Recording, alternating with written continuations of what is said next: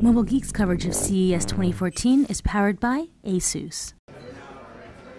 Nicole Scott here for Mobile Geeks. I'm here at the Dell Lounge at CES 2015, and this video is powered by ASUS. I'm here checking out something that I have been waiting for forever to come onto the market. Devices with matte displays. Yeah, devices that aren't built for things that just look good on a store shelf and are actually for you in your everyday life, like using your devices outdoors. So this is the XPS 13.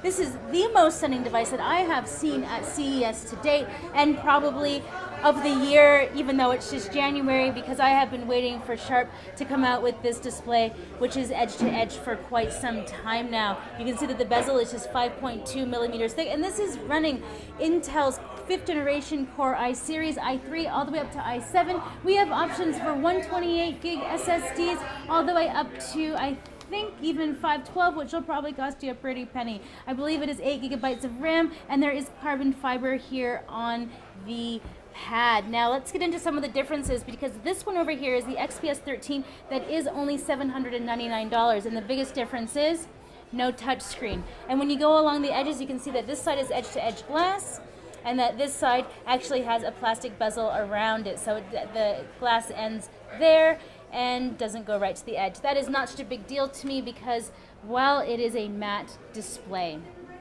it's just so fantastic. Now when you have these two side by side, you can see that the color saturation is incredibly similar and that the devices are equally just as stunning.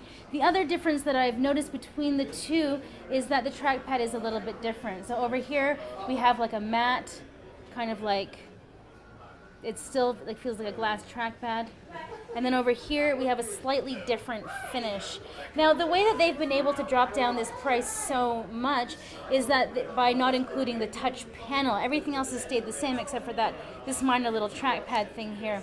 But let's just talk about the panel itself. So the touchscreen mechanism, like the layer, will actually add about $60 to $70 to the base price of the unit. And so when you actually remove that, it's much easier to put on an anti-glare. There's actually less layers that the light has to travel through to get to your eyes. So basically it's one of the reasons why this display just looks as good. And we're talking QHD here, so it's just absolutely stunning. Now just to give you a quick walk around the system, just in case you haven't seen our other hands-on video, we are looking at an aluminum chassis here. We have the PSU, display port, there is a USB there, headset, there's the battery indicator there, there's the speaker along the side, nothing along the front.